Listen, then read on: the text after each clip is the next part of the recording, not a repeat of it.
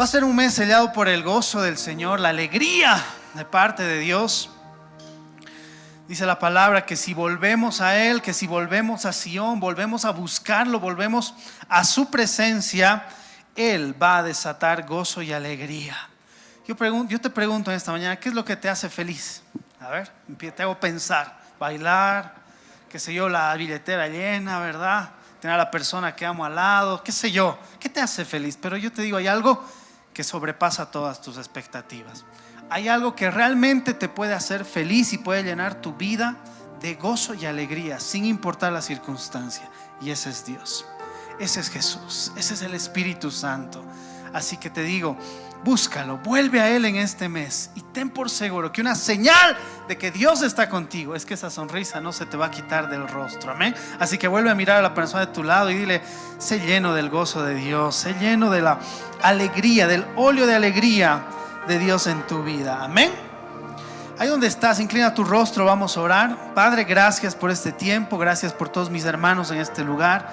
Hoy quiero pedirte, Espíritu Santo, que nos hables esas palabras de vida, esas palabras que son espíritu, esas palabras que provocan una transformación. Suéltalas sobre nuestras vidas. Atentos estamos para escucharte. Gracias por este tiempo.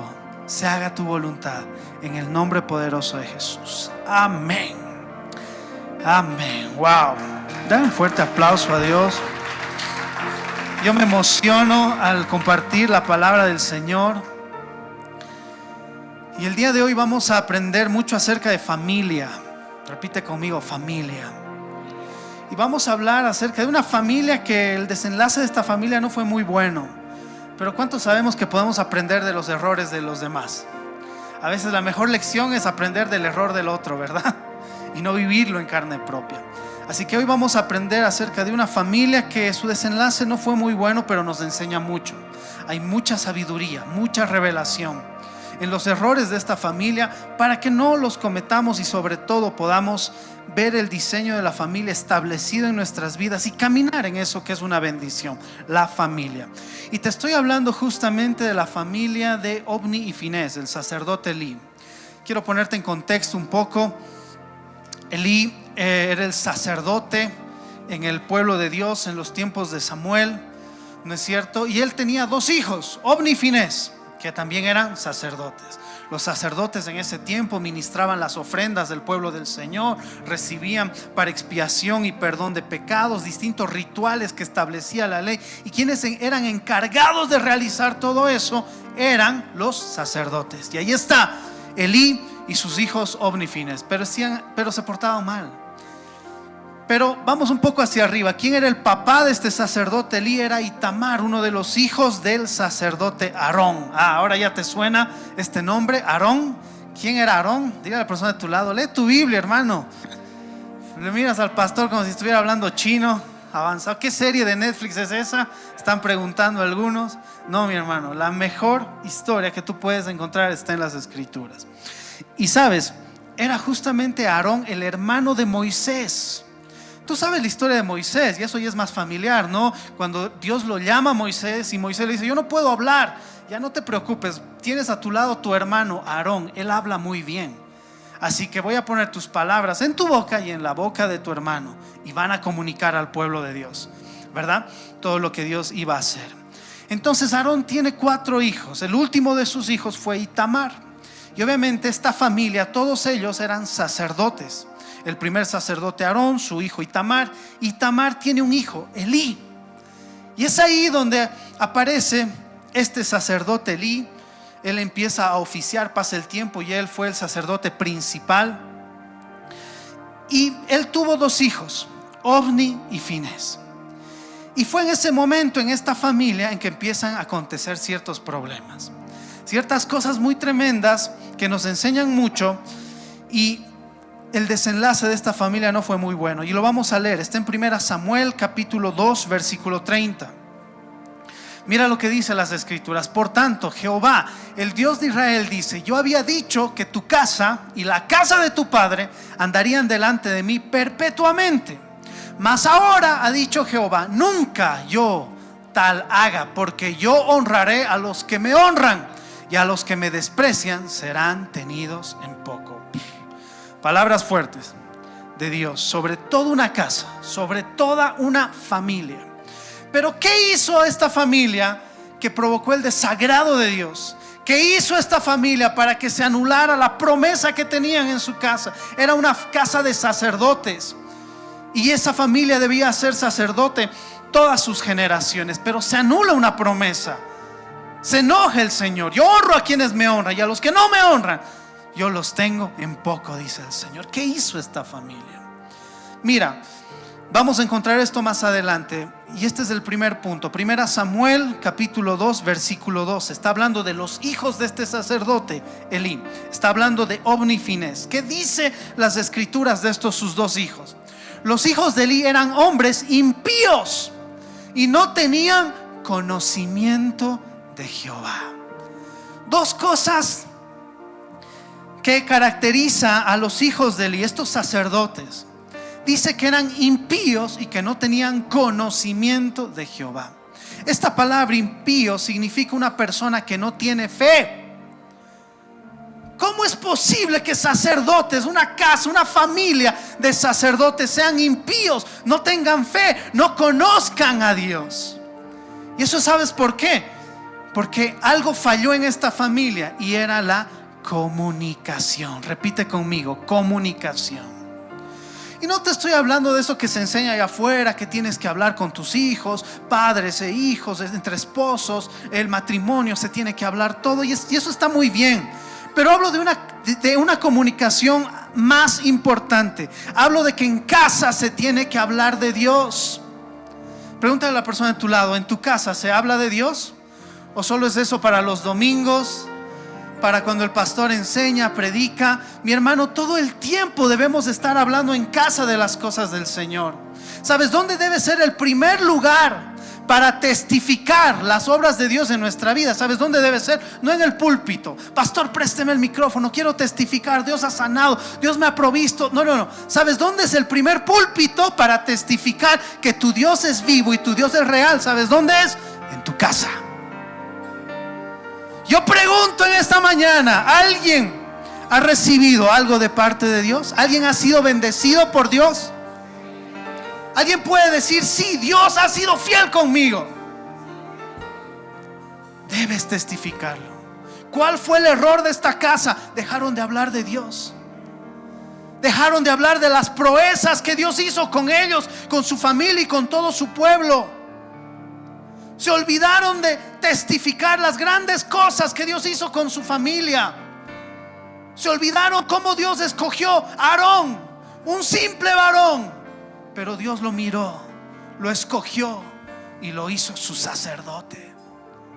Se olvidaron de cómo Dios hizo a través de esa casa grandes milagros, prodigios, cómo se presentaron delante de Faraón, y por medio del poder de Dios todo el pueblo fue liberado. Se olvidaron de contar, de testificar las grandes cosas que Dios hizo en su vida, en su familia.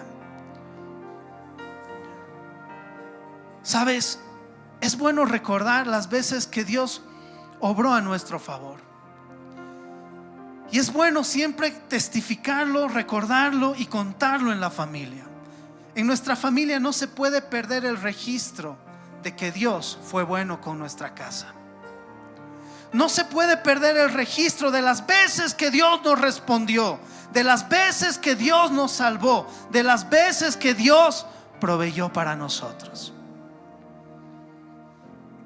No se puede perder el registro. No se puede perder los hechos en los que Dios obró a nuestro favor. Muchas veces en familia dejamos de hablar de Dios, dejamos de recordar. Algo que me gusta hacer cuando voy a visitar a mis padres, me gusta recordar de dónde Dios nos ha sacado. Muchas veces hay comentarios que llegan, ¿verdad? Y a veces te idealizan y te ven como, tal vez porque eres su líder, te ven como un ejemplo, pero es mejor recordar de dónde Dios te ha sacado. Yo te pregunto: ¿de dónde Dios te ha sacado? Dile a la persona de tu lado: ¿de dónde Dios te ha sacado? ¿Qué hubiera sido de ti, de tu familia, si Dios no hubiera intervenido en tu vida? ¿Dónde estarías? Yo pregunto. Alguien estaría comprándose algo para pasar el chaki, ¿verdad? El recuento de los daños por lo mal que pasó ayer, los problemas, las discusiones y todas esas cosas. Pero gracias a Dios que Él intervino en nuestras vidas. Ustedes saben el testimonio de mi casa, de mi familia. Si algo bueno hemos hecho, ha sido solo rendirnos al Señor. Porque mi hermano, Dios aparece en mi vida y en mi familia en el momento en que estaba a punto de quebrarse por completo.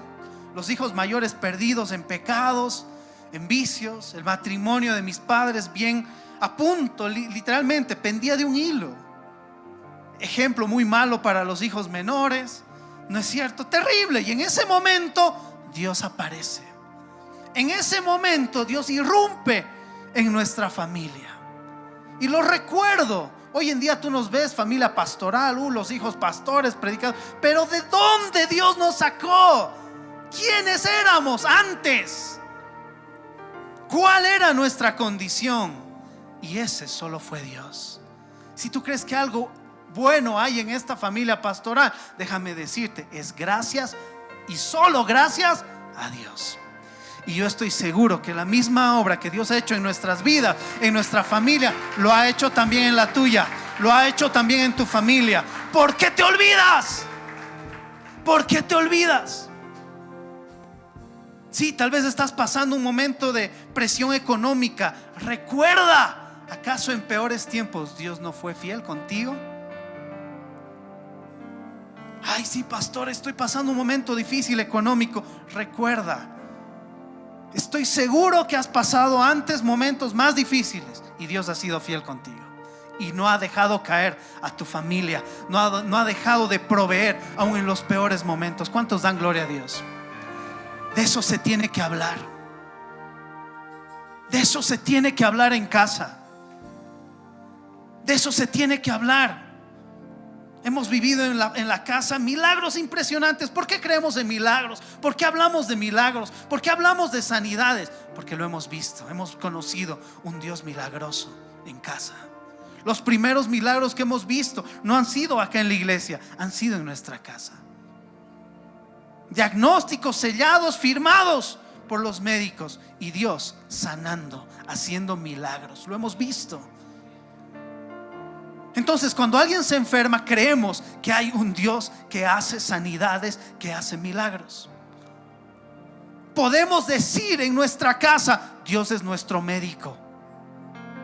Podemos decir en nuestra familia, nos ha sanado. Mi hermano, todos los que estamos aquí hemos pasado el COVID, así que todos somos un milagro, hermano. Dile a la persona de tu lado, eres un milagro.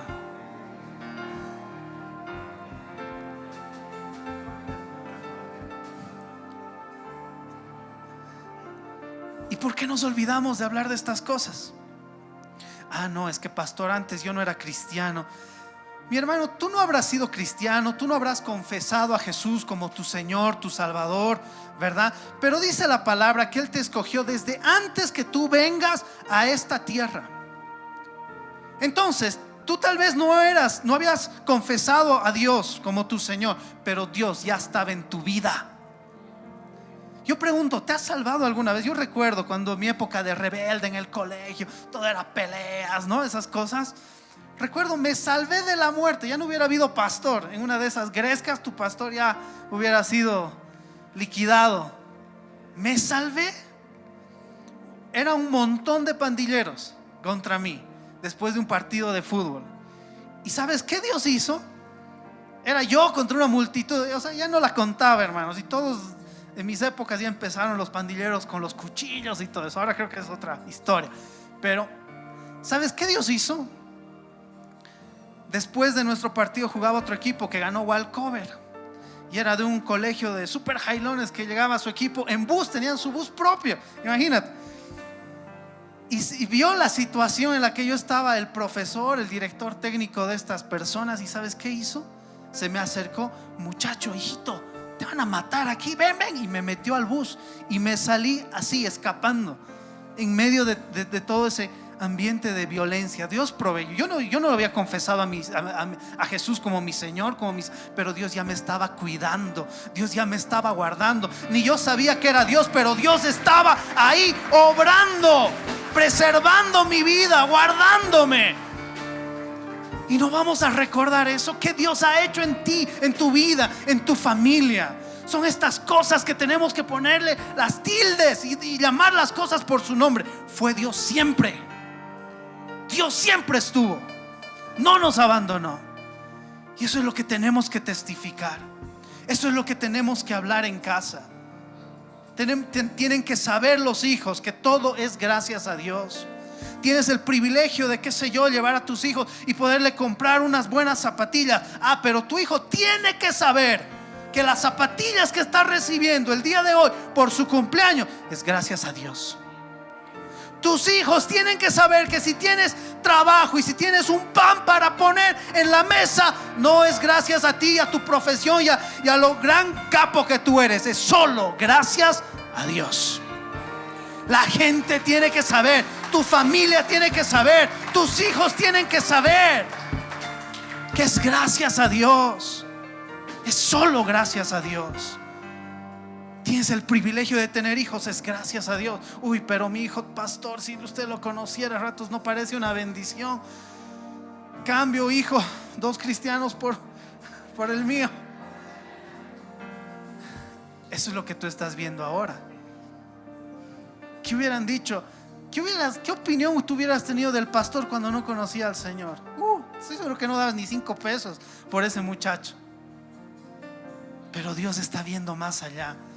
Ese hijo que el día de hoy tal vez es un dolor de cabeza, sigue confiando en el Señor. Mañana va a ser una bendición para ti, para tu casa y para muchas otras personas. Alguien tiene que creer eso. Háblale, profetízale a tus hijos. Vas a ser un hombre de Dios, una mujer del Señor. Vas a ser bendecido. Y es eso que no se puede perder en nuestra familia. Ay, no, es que hablar de Dios en la casa, qué aburrido, qué pereza. ¿Por qué no hablamos de cosas que les interesa? Los videojuegos, una película, una serie de Netflix, algo que está de moda. Mi hermano, las modas van y vienen. La palabra de Dios permanece para siempre. Establece en tu casa la palabra de Dios y va a ser como la roca, va a ser como la fortaleza en todo tiempo en tu casa.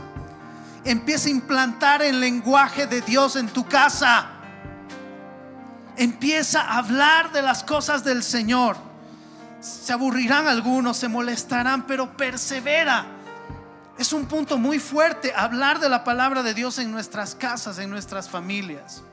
Mi hermano, a veces venimos a la iglesia, después de la iglesia, el almuerzo, en vez de hablar de la palabra, de meditar en la palabra, estamos hablando: ay, la camisa del pastor no me ha gustado, hoy del refrigerio estaba muy salado, hoy no me ha abrazado el ujier, no me ha dicho bienvenido.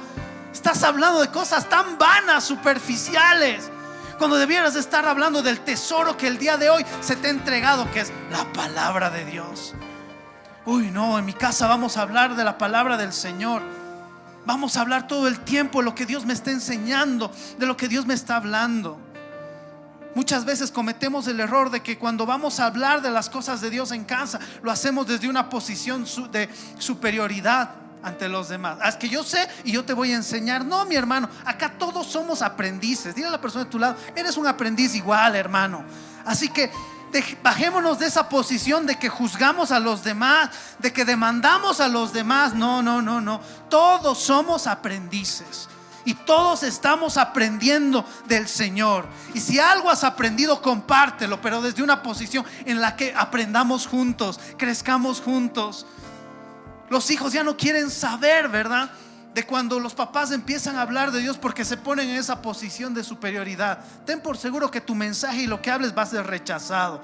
Pero si te pones desde la otra posición, ¿sabes qué? Yo también estoy aprendiendo. Yo no soy perfecto, pero Dios me está hablando. He encontrado un tesoro en esta palabra. Quiero compartírtelo. Oremos por esto. Caminemos en esta palabra. Ten por seguro que la palabra va a dar fruto, porque está escrito: la palabra nunca vuelve vacía. La palabra siempre va a cumplir el propósito por el cual ha sido soltada. Pastores, que cada vez que hablo de Dios en la familia es como que les aburro, o hay conflictos, o hay peleas. No te calles. No te calles, por el amor de Dios. Ese fue un error de esta casa. Dejaron de comunicar la palabra de Dios, al punto de que sus hijos no conocían a Dios. Como hijos de un sacerdote, sacerdotes impíos que no conocían al Señor. ¿Sabes cómo se crea la fe? Tal vez en tu casa no todos sean cristianos, pero eso no significa que tú dejes de hablar de la palabra de Dios. ¿Por qué? Porque todas las veces que tú hablas, estás creando, edificando poco a poco la fe de aquellos que todavía no creen. Mira, te lo voy a demostrar. Vámonos a Romanos capítulo 10, versículo 14. Mira lo que dice las escrituras. Por eso tú y yo no debemos parar de hablar en la casa de las cosas de Dios. ¿Cómo pues invocarán a aquel en el cual no han creído? ¿Y cómo creerán en aquel de quien no han oído? ¿Y cómo irán sin haber quien les predique? Habla. Parece que tal vez no te están escuchando, no te entienden, parece que estás perdiendo el tiempo. No pares de hablar, porque espiritualmente cada palabra que tú sueltas va a edificar su fe, y de repente esa fe va a provocar que crean. Y el rato menos pensado, el momento que los tuyos necesiten de Dios, van a tener la fe suficiente para creer a Dios. No pares de hablar. Dile a la persona de tu lado: no pares de hablar en casa de Dios. No pares. Pastor, es difícil hablar con los míos de Dios. Dice que Jesús, antes de hablar, Él se retiraba a los lugares altos, a los montes, y oraba, pasaba tiempo con Dios. Porque todas las veces que pasamos tiempo con el Señor, somos llenados de su Espíritu. No es en vano que tú pases tiempo a solas con el Señor. Entonces, ¿cómo hacía Jesús, que se iba a los lugares altos, pasaba tiempo con Dios, después salía y las multitudes le escuchaban? Era hasta sobrenatural. Hoy tú me puedes escuchar, este ambiente no es tan grande, puedes escucharme porque tenemos un buen equipo de sonido, tenemos unos buenos speakers. Pero en los tiempos de Jesús, mi hermano, no había esto. ¿Y cómo es que las multitudes escuchaban? ¿Te has preguntado? Las palabras que soltaba Jesús eran, como Él lo dice en Juan 6:63, eran espíritu y vida. Si no te escuchan los tuyos, tus hijos, tus papás o tu familia no te está escuchando, yo te doy este tip: métete primero en la presencia de Dios, llénate en oración y después habla.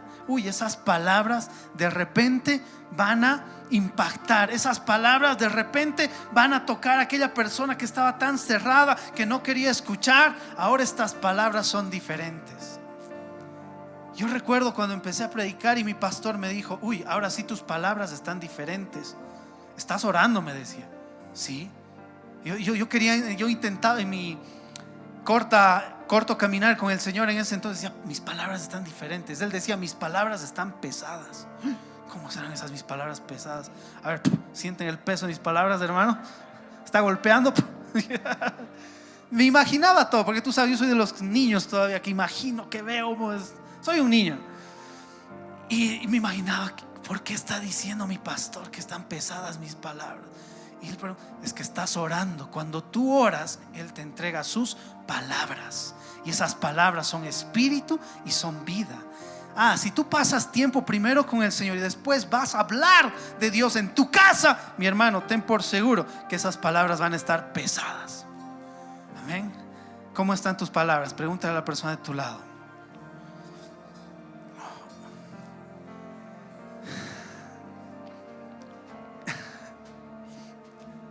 ¿Conocemos las palabras cuando están cargadas de cosas malas o no? Yo recuerdo cuando era niño, una chica me dijo: negro, ¿no? Y esas palabras fueron para mí como un cuchillo, más pesadas que un mazo, ¿no? Yo me quedé negro, ¿no? De toda la vida, me afectó mucho en los siguientes años, hasta que Dios tuvo que sanar todo eso. Hoy sigo siendo negrito, pero me amo, ¿verdad? Porque ya Dios me ha sanado. Pero así como cargamos las palabras con cosas malas, también las puedes cargar, es las mismas palabras, con las cosas del Espíritu. Ahora ese negrito me sana el alma, ¿verdad? Me pueden decir negrito, pero ahora ya no golpea, ahora me amo, me sana. ¿Te das cuenta?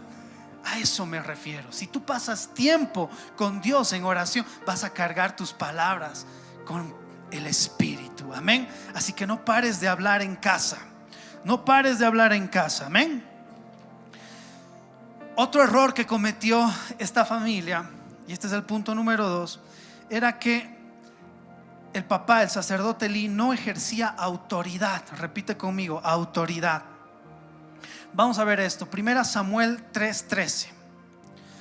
Mira lo que dice las escrituras: y le mostraré que yo juzgaré su casa. Está hablando de esta familia para siempre, por la iniquidad que él sabe, porque sus hijos han blasfemado a Dios y él no los ha estorbado. Esta era una palabra de reprensión al papá, a Elí, y le dice: tú no has estorbado a tus hijos.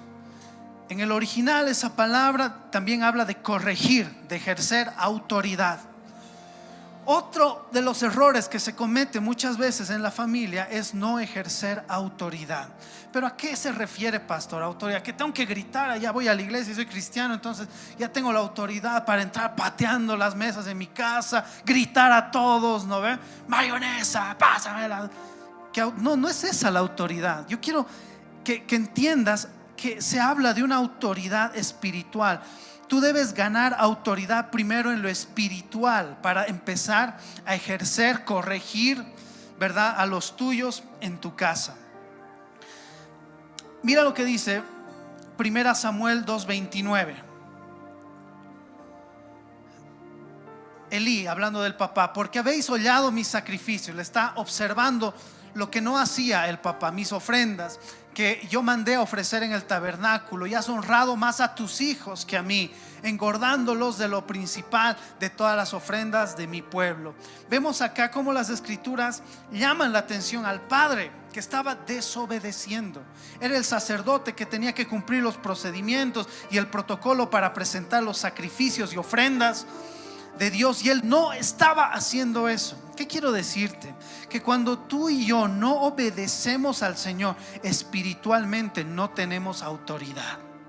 ¿A qué me refiero para que me entiendan? ¿Les ha pasado, papás, que les dices no hagas esto está mal, y tus hijos no te escuchan? Es como palabras que no tienen autoridad. Es más, tú les dices no vayas a tomar. Pero tú, cuando tomabas, ¿qué me dices tú si haces peores cosas que yo? ¿No? Y te echan inclusive en cara, y es como que sientes que has perdido la autoridad. Y aunque tus palabras son correctas, lo que estás diciendo está bien, en el fondo no tienes autoridad. Eso era lo que le estaba pasando a este papá, al sacerdote Elí, con sus hijos. No tenía autoridad. ¿Por qué? Porque él no estaba obedeciendo a Dios. La obediencia siempre te va a posicionar con autoridad.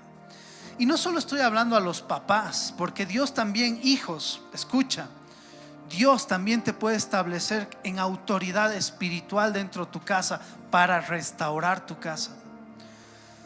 Sabes, yo en temporadas en mi casa, en mi familia, Dios me dio esa autoridad. Yo te puedo decir que realmente la autoridad espiritual funciona. Yo empecé a meterme con Dios bien fuerte, bien profundo, y empecé a obedecer todo lo que Él me hablaba. Recibí una prédica y para mí era se hace. Dios me ha hablado esto, lo hago. Y por medio de la obediencia empecé a ganar autoridad espiritual.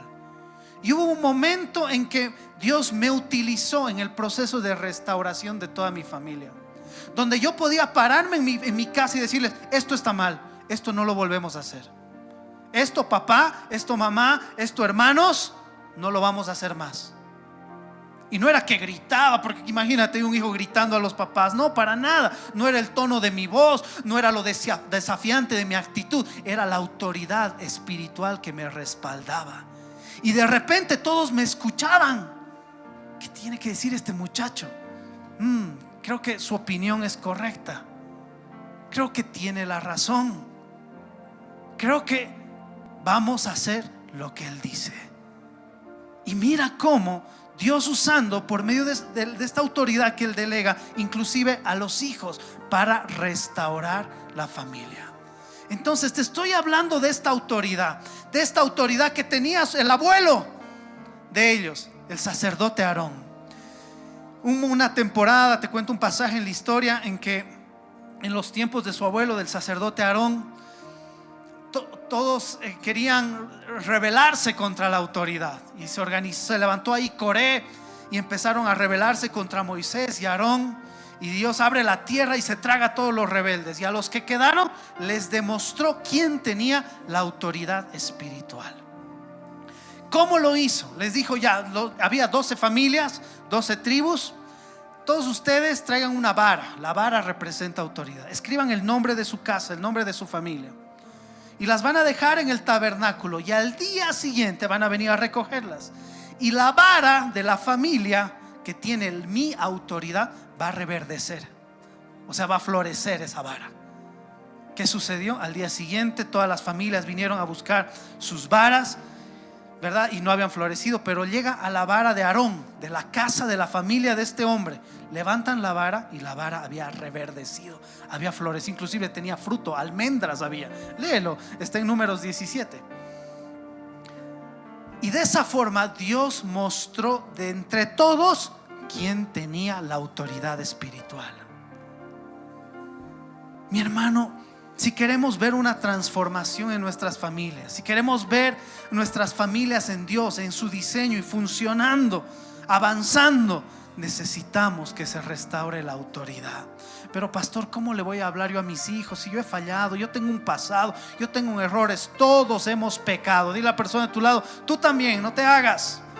Todos hemos pecado. Porque la autoridad espiritual no es pues que, qué sé yo,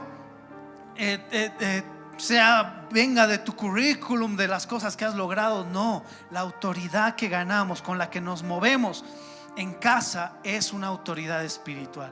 ¿Y cómo se gana esta autoridad? Por medio de la obediencia. Si hoy es tu primer día en el Señor, bueno, a partir de hoy, todo lo que Dios te hable, obedece. Todo lo que venga a tus oídos, di sí y amén, lo hago. La obediencia te va a posicionar, la obediencia te va a dar autoridad espiritual. Amén.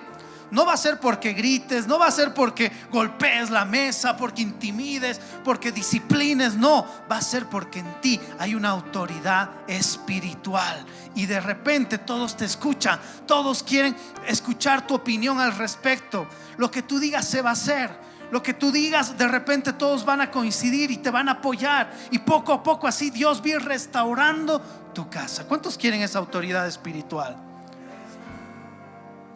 La obediencia. Mira cómo tú y yo ganamos autoridad. En el reino de Dios había un rey, Saúl, que fue desechado y Dios lo reemplazó por otro. La máxima figura de autoridad en su reino iba a ser David.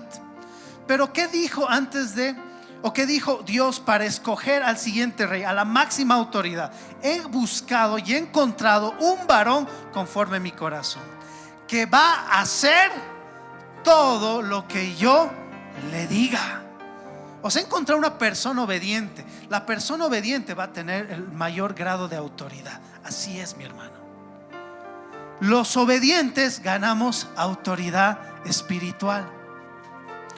En la familia, papás, hijos, si tú quieres que tu familia se restaure, tú quieres ver nuevos días en tu casa, tú necesitas de esta autoridad. ¿Y cómo se gana? El único camino es la obediencia. Y ese fue el segundo punto que le faltó a esta familia, por lo que fracasó esta familia. No había autoridad, nadie ejercía autoridad porque no obedecían a Dios. El tercer punto, vamos avanzando. Pregúntale a la persona de tu lado: ¿estás aprendiendo algo?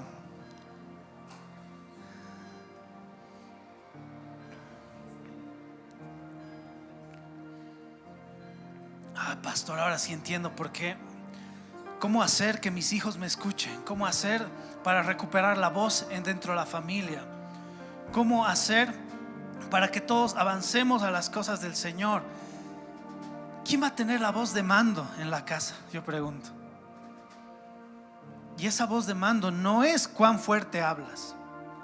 Esa voz de mando es quien tiene la autoridad espiritual que Dios le ha delegado. Así que es tiempo de caminar en eso, mi hermano. Pregúntale a la persona a tu lado: ¿quién va a tener la vara? ¿Quién va a tener la autoridad?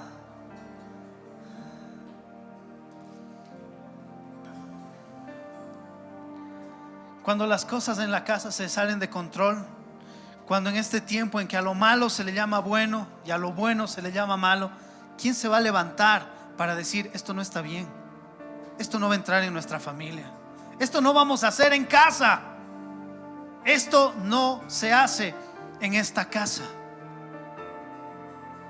Es tiempo, mi hermano, de que recuperemos la autoridad espiritual. El tercer punto, y esta es una advertencia, que abrió la puerta para que esta familia del sacerdote Elí y sus hijos y todo su linaje perezca, fue justamente lo que está en 1 Samuel capítulo 2 versículo 29 y 30. Si tenemos la versión Dios para Todos, porfa. Entonces, ¿por qué miras con desprecio mis sacrificios y ofrendas? Honras más a tus hijos más que a mí. Engordas con lo mejor de la carne, siendo que el pueblo de Israel me ofrece esa carne a mí. El versículo 30, porfa. El Señor Dios de Israel prometió que la familia de tu papá le serviría por siempre, pero ahora el Señor dice: eso nunca. Honraré al pueblo que me honra, pero al que me niega a respetarme le irá mal. Vemos cómo en esta familia se habla específicamente, el contexto de la desobediencia de esta familia estaba en torno al dinero. Yo pregunto: ¿cuántas familias tienen conflictos por el dinero? ¿Cuántos matrimonios, cuántas parejas, cuántas relaciones, padres e hijos, inclusive cuántas familias han terminado divididas a causa del dinero? Y justamente en esta familia, otro aspecto que los destruyó fue el dinero. Dice que esta familia eran sacerdotes y ellos vivían, eran sustentados por las ofrendas que traía el pueblo, y por ley les correspondía una parte de las ofrendas, pero no la mejor parte. La mejor parte era para Dios. Y ellos, ¿qué hacían? Tomaban la mejor parte para ellos y dejaban lo peor para Dios. Tenían problemas con el dinero, había ambición. Mi hermano, lo cierto es que todos podemos caer en eso, en la ambición, en el amor al dinero. Dile a la persona a tu lado: tú también. Ya quisiera verte cuando tengas enfrente unos $1,000, tal vez es una tentación para ti. Ahí está el colegio a los $1,000, $1,000,000, ¿no? Para él. Ya quisiera verte delante de ti $10,000, $100,000, $1,000,000. Uy, esto ya se está poniendo terrible, pastor. Todos podemos caer en ambición, en amor al dinero. Es parte de esa condición caída en todos nosotros. Tenemos esa tendencia a amar más el dinero, al punto, y va a sonar terrible esto, que hasta por dinero podemos vender a nuestras familias. No, pastor, ¿qué está diciendo? Yo jamás. Ya no 1,000,000, 2,000,000, y sigo dando más. Y ten por seguro que todos en algún momento el dinero puede hacernos tambalear. Y el dinero fue un aspecto que provocó el quiebre en esta familia. Por eso Dios establece algo muy importante para justamente corregir esa condición en nuestro corazón. Dios sabe que tú y yo podemos perder nuestras casas por el dinero, que el dinero puede ser un aspecto que puede destruir toda nuestra familia, puede destruir nuestro matrimonio, puede destruir nuestra casa. Dios lo sabe, y Dios establece algo, ¿verdad?, para que pongamos a raya las motivaciones de nuestro corazón, pongamos en línea ese corazón que tiene esa tendencia a ir por el dinero. ¿Y sabes qué es eso, hermano? Dios estableció el diezmo y estableció la ofrenda. Ya, pastor, vamos a empezar a hablar del diezmo. Sí. ¿Sabes por qué? Porque es el mecanismo que Dios ha establecido para que tu corazón no se corrompa. Porque si te es fácil dar a Dios, que no lo ves, si te es fácil obedecer al Señor, que te pide el 10% de todo lo que Él te da, te va a ser fácil mañana ceder cuando alguien necesite en tu casa. Va a ser fácil para ti dar a aquel que no tiene de los tuyos. Te va a ser fácil privarte, negarte para que el otro tenga. ¿Cuántos tienen esas mamás, papás que pueden dejar de comer para darte de comer a ti? Yo tengo el privilegio de tener esos papás. Tengo esos papás que han dado todo por sus hijos. Yo tengo ese ejemplo de papás.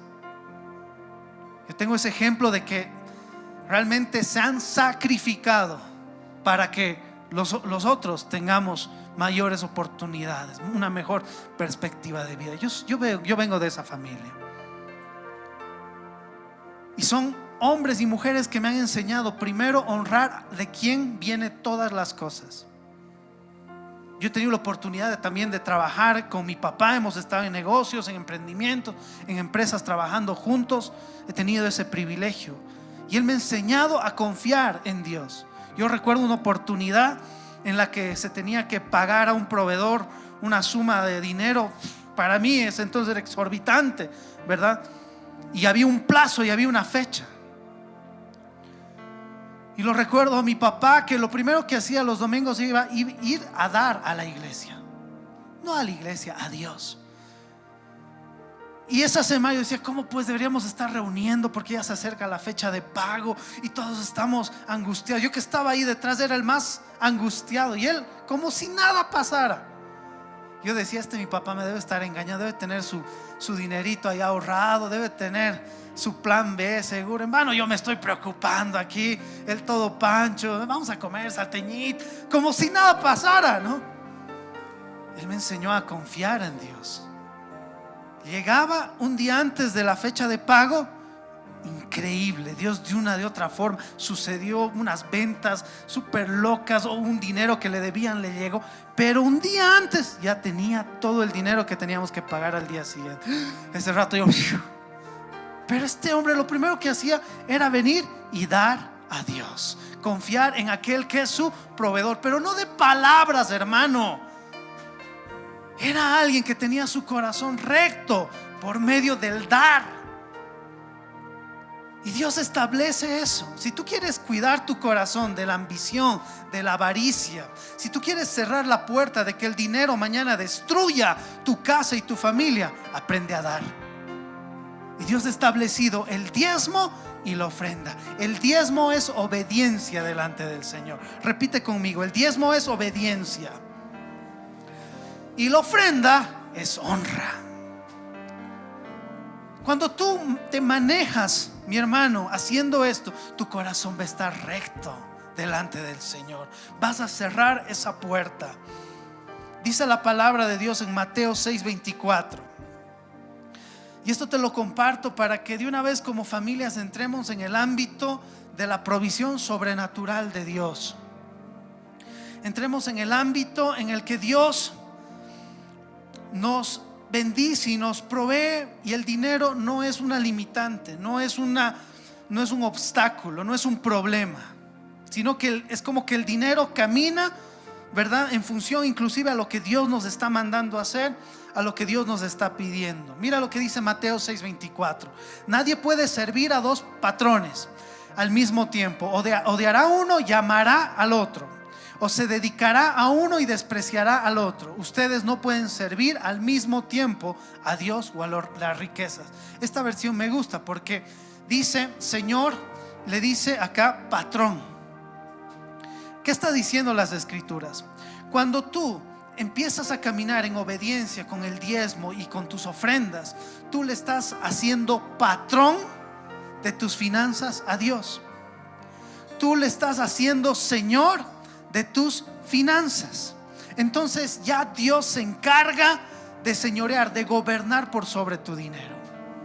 ¿Qué te quiero decir? Para Dios el dinero no es un problema. De hecho, Él es dueño de todo el oro, de toda la plata. Dios Él no pasa crisis, escasez. Él tiene todo a disposición. Inclusive en tiempos de hambruna a sus hijos los hace prosperar. En tiempos de vacas flacas entrega las mejores oportunidades a sus hijos. Entonces para Dios el dinero no es un problema. El problema del dinero está en nosotros, que nosotros estamos dudando todavía quién va a señorear esta área del dinero. Entonces el dinero, el negocio o Dios. Y esto lastimosamente no se decide hablando: Señor, yo te hago mi patrón, gobierna mis finanzas. No, esto no es hablando, mi hermano. Esto es mediante obras. Te voy a enseñar algo que me ha bendecido mucho, que yo creo que desde el momento que vino esa revelación a mi vida, cambió el tema de las finanzas en mi vida. Y te lo quiero entregar como una revelación y espero tú lo agarres. A mí me bendijo mucho el saber esto. Yo creo que cambió mi condición espiritual desde que agarré esta palabra. Y es justamente la revelación del diezmo de Melquisedec. Te lo voy a compartir. En Génesis capítulo 14, versículo 18 al 20, vemos cómo acontece algo. Abraham, tú conoces a Abraham, el padre de la fe, tiene un encuentro con un sacerdote, y este sacerdote se llamaba Melquisedec, y se encuentra con él en el camino después de él haber vencido a sus enemigos y llevaba un gran botín de la guerra. Y se encuentra con el sacerdote Melquisedec, y Melquisedec le bendice. Comparten el pan y el vino, y en ese momento Melquisedec lo bendice. Y la respuesta de Abraham fue tomar el diezmo de todo el botín, de todo lo que tenía, y le entrega a Melquisedec. Esto también lo vemos en el Nuevo Testamento, para que no pienses que esto es del antiguo pacto, en Hebreos 7:4. ¿Podemos poner Hebreos 7:4, por favor? Fíjense en la gran importancia que tenía Melquisedec. Abraham mismo, nuestro gran antepasado, le dio la 10ª parte de todo el botín de guerra. Melquisedec en esta historia, ¿verdad?, representa a Jesús. ¿Quién es el sacerdote en el antiguo pacto y en el nuevo pacto? ¿Quién es el sumo sacerdote de todos los tiempos? Es Jesús. Entonces, ¿con quién se encuentra Abraham? Con Jesús. ¿Y qué hace Jesús? Le bendice. No espera que primero le dé los diezmos para que después Melquisedec o Dios le bendiga. Y esa es una mentalidad que se tiene que erradicar de la iglesia cristiana. Si tú has creído en Jesucristo y eres bendecido, tú no tienes que dar para recibir. Tú no tienes que dar para que recién Dios te bendiga. No es que yo voy a dar mi diezmo para que Dios me bendiga, yo voy a dar mi ofrenda para recibir un aumento, para recibir el trabajo. No, la revelación está en que si he creído en Jesucristo, por Jesucristo ya soy bendecido. La revelación es que si he creído en Jesucristo, Él ha pagado ya mis deudas en la cruz. Que si he creído en Jesucristo, ¿verdad?, se ha quebrado la maldición de la pobreza, de la miseria en mi vida. Si he creído en Jesucristo, mi condición ha cambiado de ser ese mendigo, esa persona que le era muy luchada en las finanzas, a ser alguien que lo tiene todo. ¿Por qué? Porque mi Padre lo tiene todo. Y desde ese momento, mi hermano, mi vida cambió.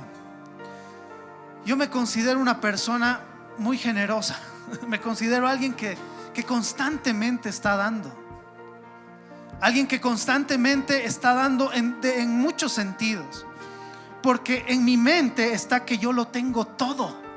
Pero pastores, tal vez no está pasando un momento bueno, tal vez el trabajo o la crisis en Bolivia, pero yo sé que mi posición delante de Dios es que yo lo tengo todo. Yo ya he sido bendecido. Yo ya he sido bendecido. Personas que me conocen, personas que me hablan y piensan que yo tengo todo el dinero del mundo, pues les digo, lo tengo todo. Lo tengo todo porque esa es mi condición espiritual. Y desde ahí camino. Por eso doy, por eso no me cuesta dar. ¿Cuántas veces hemos sembrado? Sabes, el ministerio se ha empezado con puras ofrendas y siembras de la familia, pues mi hermano. Es así. momentos tan críticos el hermano Oscar ponía aún lo que no tenía para que siga la obra del Señor. Es así, hermano. ¿Por qué? Porque esta revelación te hace saber que tú ya eres bendecido. No es que tengo que dar para recién recibir mi bendición. Abraham fue bendecido primero y después le dio el diezmo. ¿Cómo tú vas a saber que estás en esta condición en la que ya estás bendecido? ¿Sabes cómo te das cuenta? Porque no te cuesta dar. No te cuesta dar. No te cuesta dar. No te cuesta dar. Y esa es una señal de que estás posicionado en el lugar correcto espiritualmente. Pastor, ¿por qué a ustedes les pasa los mejores negocios? Pastor, ¿por qué ustedes tienen las mejores oportunidades? ¿Por qué ustedes los mejores trabajos? ¿Por qué ustedes se conectan con personas y son los más favorecidos? ¿Por qué? Porque espiritualmente estamos en otra posición en la que ya somos bendecidos, en la que ya tenemos que recibir la provisión, en la que a nosotros nos corresponden los mejores trabajos, las mejores posiciones, los mejores negocios, las mejores empresas, todo. ¿Por qué? Porque ya hemos sido bendecidos. Si tú agarras esto, mi hermano, entonces vas a empezar a vivir esa realidad espiritual. Se va a empezar a hacer realidad en lo natural. Amén.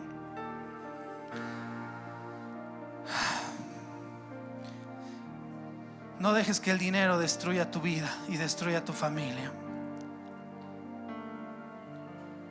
El dinero no es tu patrón.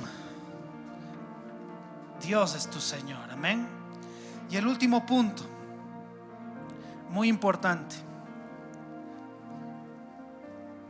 Primera Samuel capítulo 2 versículo 22 y 25.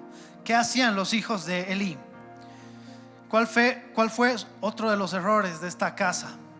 Y Elí era muy anciano y con frecuencia oía sobre las cosas que sus hijos les hacían a los israelitas en Silo. Y también que sus hijos, escucha lo que hacían, se acostaban con las mujeres que servían en la entrada de la carpa de la reunión. Versículo 25. Por lo tanto, si alguien peca contra otro ser humano, tal vez Dios le ayude. Pero si alguien peca contra el Señor, entonces ¿quién va a poder ayudarle? Pero como los hijos de Elí se negaron a escucharlo, el Señor decidió matarlos. ¿Qué hacían los hijos de Elí? Eran inmorales. Repite conmigo: inmoral. ¿Está fuerte esto o no, mi hermano? Si tú vienes a la iglesia, aquí en la iglesia te vamos a confrontar con la palabra, y la palabra te va a hablar las cosas claras y te va a decir las cosas como son. Y perdón si te ofende, pero esa es la verdad. Otra de las causas por la que se destruye las familias es la inmoralidad sexual. ¿Qué hacían los hijos de esta familia? Eran inmorales. Se acostaban con las hermanas que velaban en el templo. Qué terrible lo que hacían. Y tal vez nos sonrojamos o nos incomodamos un poco al escuchar esto, porque estamos en un entorno cristiano, la iglesia, pastor, no se hablan esas cosas. Pues mi hermano, es tiempo de sacar la inmoralidad de nuestras familias. Es tiempo de sacar la inmoralidad en la vida de nuestros hijos. Sí, hay un pasado, nos hemos equivocado, sí, todo puede ser, pero ya estamos ahora en el Señor, y a partir de ahora vamos a empezar a hacer las cosas bien. Dile a la persona de tu lado: debemos empezar a hacer las cosas bien. ¿Por qué el tema de la inmoralidad es algo muy delicado?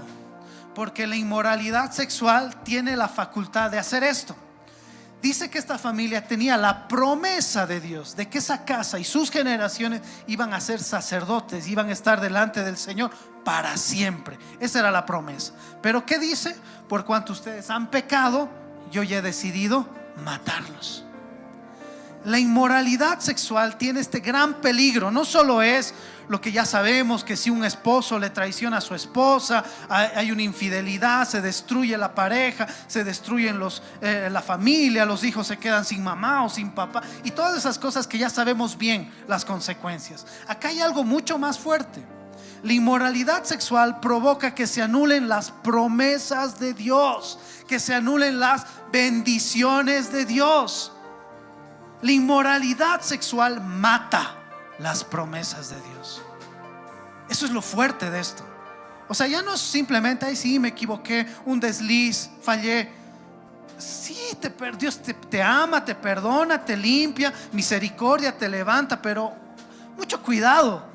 Se anulan promesas, se matan bendiciones. Ese es el problema con la inmoralidad sexual.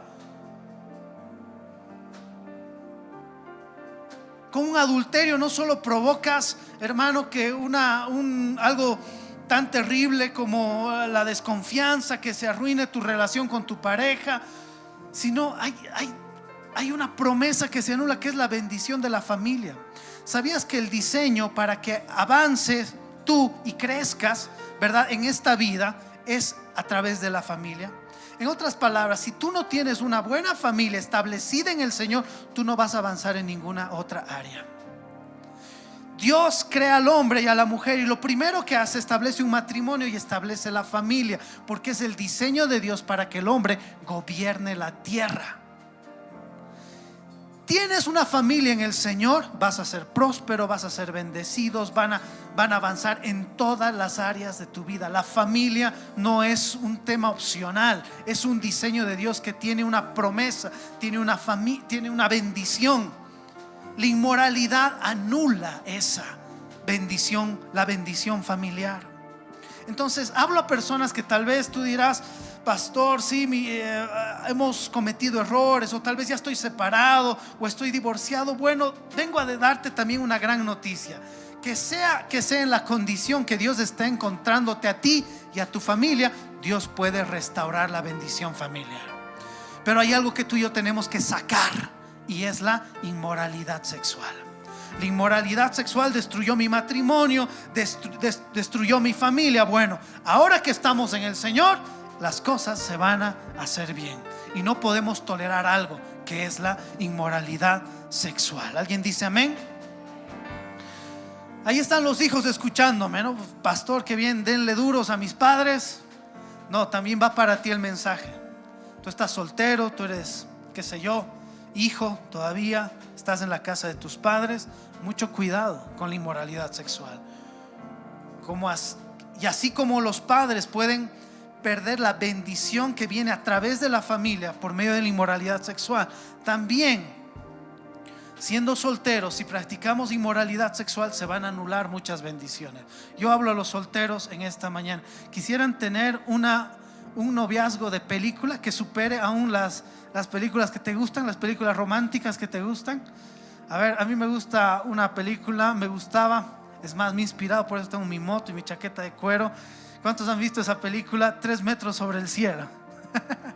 Qué cursi, pastor. Me gustaba esa película romántica. No se hagan, hermanos, que andan viendo series de coreanos, que andan viendo series de chinos, puro romance, puras de esas cosas, ¿no? Vengo a decirte, escucha, soltero, escucha, porque Dios tiene una bendición. Eso que has visto, que te ha gustado de esa novela, historia de amor, Dios tiene algo mejor para ti. Mejor que lo que has visto en la película, mejor que lo que has visto en esa serie. Esa es una bendición. Es una bendición que Dios tiene para ti, el vivir esa historia de amor mejor que de película. ¿Cuántas hermanas no quisieran realmente vivir una historia de amor así, como mejor que las películas? ¿Cuántos varones quisieran, verdad, vivir una verdadera historia de amor? Y no ver esas parejas que se casan porque ya embarazó, porque ya se embarazaron, y bueno, es que tiene dinero, me casaré nomás, tiene una buena familia. Esas cosas, mi hermano, que están muy por debajo, es basura en comparación a lo que Dios tiene como bendición para ti. ¿Cuántos solteros están anhelando a eso? ¿Cuántos solteros quisieran esa bendición? Uy, hermanos, están flojitos los solteros esta mañana. Dios tiene la mejor historia de amor, y eso es una bendición que solo Dios te puede dar. No pierdas esa bendición. No pierdas esa bendición. Esa ingenuidad. A ver, les voy a hacer pensar para que vayan entendiendo de qué bendición me estoy refiriendo. ¿Cómo fue tu primer amor? Los casados, ya a ver. Ay, es que ese primer amor no se olvida, pastor. Pero más allá de cómo haya sido tu primer amor, ¿qué caracterizaba? La inocencia, la entrega, el compromiso. Esas virtudes hacían que esa relación sea única y ha marcado nuestras vidas. Esa historia de amor Dios tiene para ti, esa bendición Dios tiene para ti. No la pierdas por la inmoralidad sexual, la promiscuidad, la pornografía, la masturbación y todas esas cosas que después hace que veas a tu pareja como un objeto. Y Dios quiere entregarte, ¿verdad?, la bendición de la mejor historia de amor, pero está todo corrompido por la inmoralidad sexual. Así que, solteros, anhelen eso. Me ha tocado orar por personas que han fallado en esta área, aún siendo solteros y jóvenes. Y Dios me hacía profetizar sobre estas personas, que aunque has fallado, que aunque te has equivocado, has pecado, has permitido la inmoralidad sexual, Dios me dice que va a restaurar y que sigue vigente para ti la bendición de la historia de amor en tu vida. Así que si has fallado, no te condenes. Esta prédica no es para que, pastor, ya no vengo más a la iglesia, he perdido mi bendición. No, mi hermano, si has fallado, pero si estás escuchando este mensaje, es porque Dios te quiere hacer saber que está vigente todavía esa bendición. A partir de ahora, saca la inmoralidad de tu vida. ¿Cuántos dicen amén? ¿Cuántos quieren vivir el amor del bueno? Eso te lo quiere dar Dios. Esa es una bendición. Esa es una bendición y no la vamos a perder por la inmoralidad sexual. ¿Cuántos anhelan servir al Señor? ¿Cuántos se ven sirviéndole a Dios? Venían unos hermanas, me decían, pastor, yo quiero que mi hijo sea como usted. No le digas eso, no le desees eso, que tu hijo sea mejor. Yo estoy trabajando porque hay una promesa y yo le he creído. Dice la palabra que de mis lomos van a salir reyes. O sea, mi hermano, yo tengo este compromiso conmigo mismo y con Dios. Yo quiero, voy a dar todo hasta el último día de ser el mejor hombre de Dios que pueda. Porque si yo soy eso, de mis hombros van a salir tus hijos, van a salir los tuyos, van a salir los discípulos, van a salir los que vienen. Y si yo logro hacer algo bueno, tus hijos van a ser mejores. Pero hay que tener mucho cuidado, porque también somos tentados en el área de la inmoralidad sexual. Y de repente te sonríen, ya saben que el pastor está comprometido, ¿verdad? Ya saben que me voy a casar este año en el nombre de Jesús. Tiene que ser el año, ¿verdad? Ya se ha postergado mucho.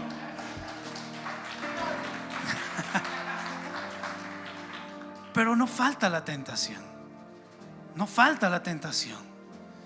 No falta, y el enemigo busca que caigan ¿quiénes? Los primeros, los líderes, los que están al frente, hermano. Es así.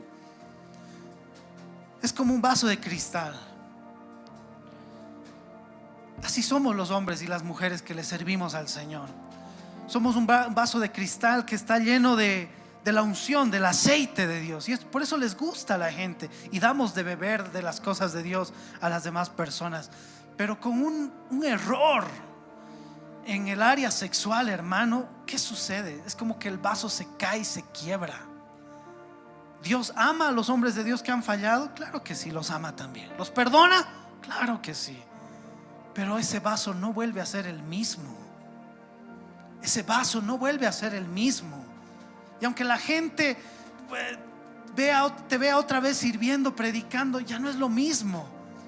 Así es la inmoralidad sexual en los hombres y las mujeres que le servimos a Dios. Así que cuida tu testimonio. Yo soy muy celoso con mis discípulos, con los jóvenes y las señoritas. Soy muy celoso de que no se equivoque. A veces soy peor que su papá. Ahí estoy estorbándoles, ¿verdad? Y pidiendo, no le hables, no le llames, corta con eso. Pero ¿por qué, pastor?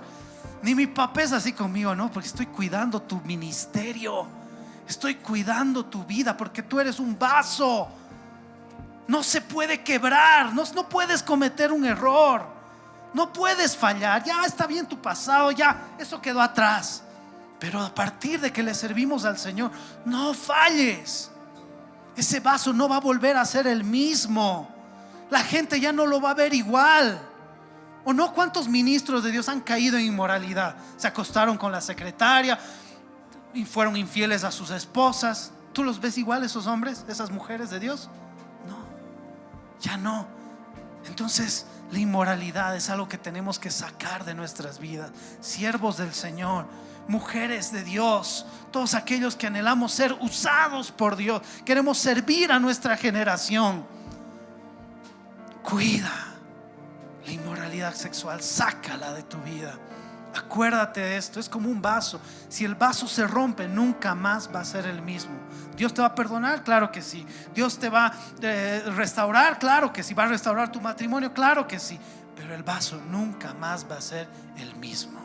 Amén. Así que hombres y mujeres de Dios, cuidemos, saquemos la inmoralidad sexual de nuestras vidas. Amén. Te he hablado de estas 4 cosas que van a ayudar a edificar nuestras familias. Recuerda la primera: habla de Dios, comunicación. Habla de Dios en tu casa. No dejes ese trabajo para el pastor los domingos nada más. No, tú encárgate de hablar. Y la fe viene por el oír, y el oír la palabra de Dios. Que haya palabra de Dios en tu casa todos los días. Comparte lo que Dios te está hablando. Segundo punto: para restaurar el diseño familiar se necesita de hombres y mujeres en la familia bajo autoridad. ¿Cómo se gana la autoridad espiritual? Solo se gana por medio de la obediencia. Dios va a restablecer tu posición. Ay, pero pastor, he fallado. No. Obedece al Señor a partir de ahora y te va a delegar autoridad. Y de repente todos te van a escuchar. De repente todos van a convenir contigo. Todos te van a seguir y vas a ser usado para restaurar tu familia. Amén. El tercer punto es una advertencia: mucho cuidado con el dinero. Todos tenemos esa tendencia, hermano. Todos tenemos esa tendencia de caer en el amor al dinero. Todos. ¿Cuál es la forma para mantener nuestro corazón en línea? Empezar a dar. Diezmo, obediencia. Ofrenda es honra delante del Señor. Aprende del diezmo de Melquisedec. Cae en esta revelación que Jesús ya te ha bendecido. Pero pastor, me falta, tengo que pagar. Sí, puede que en lo natural todavía tengas muchas presiones económicas, pero posiciónate primero espiritualmente. Ya has sido bendecido. Así como Abraham ya fue bendecido, después él dio el diezmo. No damos para recibir. No venimos a la iglesia para hacer negocios con Dios. No doy mi ofrenda para que Dios me devuelva el doble. No hacemos negocios. Dios no está acá queriendo negociar con cada uno de nosotros. Él ya nos ha bendecido. Él ya lo ha dado todo por ti. Lo ha dado todo por tu familia. Él ya te ha bendecido. ¿Cuántos dicen amén?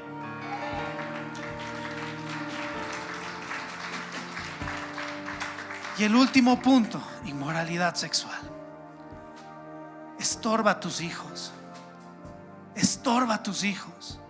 Si tal vez inclusive te has divorciado, Dios quiere darte una segunda oportunidad. Pero esta segunda oportunidad, hazla bien, hazla delante de Dios y haz bien las cosas. Prepárate, hazte guiar con tus mentores espirituales. Haz las cosas bien en el Señor. Y si te vas a casar, te vas a volver a casar, gloria a Dios, porque Dios quiere bendecirte. Pero hagamos las cosas bien. No hay concubinatos, no hay ese tipo de cosas. Eso que la cultura, que verdad, nuestra sociedad lo acepta. Es que pastor, el matrimonio es bien caro. Sí, pero no, primero hacemos las cosas bien delante del Señor. Amén. Así que es tiempo de hacer las cosas bien. Saquemos la inmoralidad sexual de nuestras vidas. 4 cosas que te he enseñado y espero puedas atraparlas y puedas empezar a avanzar, porque Dios quiere bendecir tu familia. Dile a la persona de tu lado: Dios quiere bendecir tu familia.